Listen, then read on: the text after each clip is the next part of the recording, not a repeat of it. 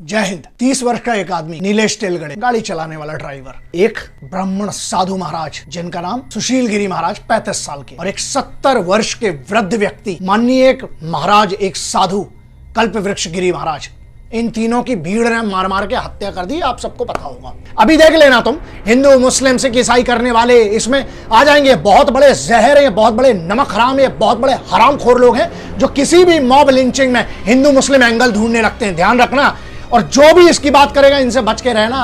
अभी मैटर ये सब का नहीं है। अब एक बात, सबसे बड़ा मेरा जो सवाल है ना, वो ये है उन लोगों से, कहां गए वे हिपोक्रेट्स? कहां गए वो लोग जो तख्ती वाली एक पूरी गैंग है जो खड़ी हो जाया करती थी? कहां गए वो ट्विटर पे वॉर चलाने वाले, युद्ध चलाने वाले? कहां गए वो लोग जो अफजल गुरु जैसा हरामखोर आतंकवादी मरता है, या बहुत बड़े बड़े आतंकवादी जब मरते हैं तब सालों को बड़ा सुरक्षित फील होने लगता है इस देश में? अब क्या हो रहा? जब दो संत और एक वो रोज कमा के खाने वाला, इकलौता घर का कमाने वाला वो लड़का था नीलेश ड्राइवर, जब वो मरा, अब क्या हुआ? अब असुरक्षित फील नहीं हो रहा तुम लोगों को? क्या हुआ? बड़े, वरना ट्विटर पे तो जंग छिड़ गई होती, ये ट्रेंडिंग वो ट्रेंडिंग। लेकिन अब क्या हो गया? बहुत सारे लोगों ने कहा कि भीड़ की कोई शक्ल नहीं होती है, इनका कोई चेहरा नहीं होता, इसलिए हर बार बच जाते हैं। लेकिन ध्यान रखना, इस बार इस भीड़ की शक्ल होना बहुत जरूरी है। कल को भीड़ किसके बच्चे को मारेगी, किस बूढ़े को मारेगी? वो एक संत बेचारा, एक संत व्यक्ति यार, जो कुछ नहीं कर रहा था। 110 लोगों को अरेस्ट किया गया, गिरफ्तार, जिसमें से 9 लौंडे हैं ना, जिनको अब जुवेनाइल के लिए बहुत सारे एनजीओ खड़े हो जाएंगे, ये हो जाएंगे। कहां गए मानवाधिकार वाले, वो वाले लोग जो आतंकवादी का मानवाधिकार देखने लगते हैं? कहां गए वो लोग? बिल्कुल 3 बजे रात को सुप्रीम कोर्ट को खुलवाने के लिए खड़े हो जाते हैं। अब क्या हो गया? अब नहीं होगा, अब बिल्कुल शांत हो जाएंगे और गायब हो जाएंगे। पुलिस ने केस दर्ज कर दिया है, 110 लोगों को गिरफ्तार किया और उनकी रिमांड है 30 अप्रैल तक के लिए। पता है, अभी इनको समझ में नहीं आ रहा है, लेकिन इसका सॉल्यूशन होना पड़ेगा।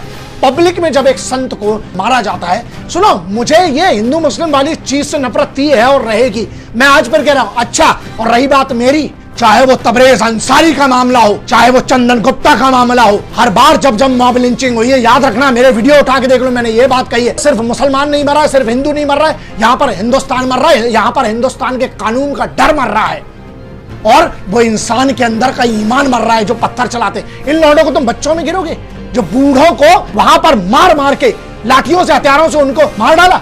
इसके लिए क्या कहोगे बे?